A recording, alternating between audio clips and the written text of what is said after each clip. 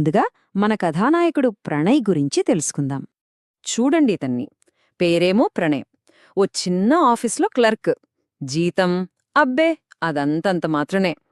కాని ఆ ముఖంలో ఉన్న ప్రశాంతత చూశారా? అదే అసలైన సంపద. కోట్లు పెట్టినా దొరకని సంతృప్తి అది. అలా సాఫీగా సాగిపోతున్న అతని జీవితంలోకి విధి ఒక పరీక్ష పెట్టింది. అది రోడ్డు పక్కన. మామూలుగానే ఓ సాయంత్రం వేళ ఆఫీస్ అయిపోయాక ఇంటికి నడుచుకుంటూ వెళ్తున్నాడు.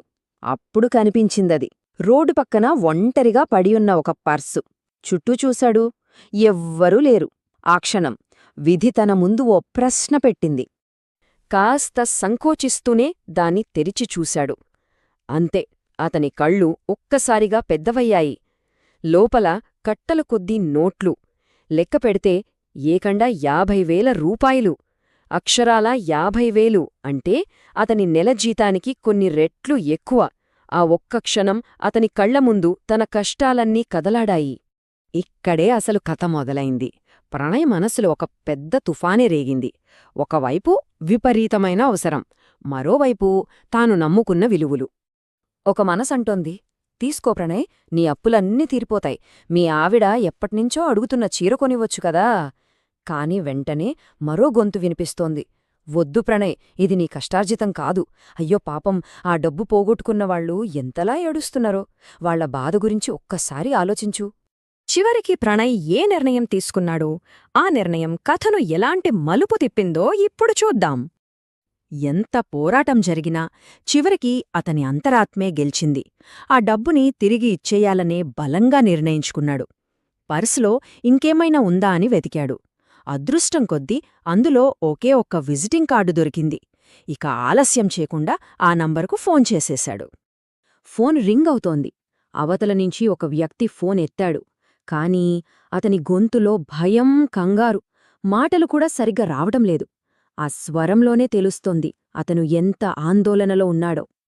తడబడుతున్న గొంతుతో అతను చెప్పిన మాటలు ప్రణయ్ గుండెను తాకాయ్. అతను అన్నది ఇదే: అయ్యా, అది నా కూతురి పెళ్లికోసం దాచుకున్న డబ్బులండి. ఈ మాట వినగానే ప్రణయ్ ఒళ్ళు జలధరించింది. తను ఎంత మంచి పని చేశాడో, ఎంత సరైన నిర్ణయం తీసుకున్నాడో ఆ క్షణంలో అతనికి పూర్తిగా అర్థమైంది. అంతటితో కథ అయిపోలేదు. నిజాయితీకి ఎలాంటి బహుమతి లభించిందో చూడండి. వెంటనే ఆ విజిటింగ్ కార్డులో ఉన్న అడ్రస్కి వెళ్లాడు ప్రణయ్. ఆ పర్స్ను, అందులోని ప్రతి రూపాయిని యజమానికి తిరిగిచ్చేశాడు. ఆ పెద్దాయన కళ్లల్లో నీళ్లు తిరిగాయి. కృతజ్ఞతతో అతని చేతులు పట్టుకొన్నాడు. ఆ దృశ్యాన్ని మాటల్లో వర్ణించలేం.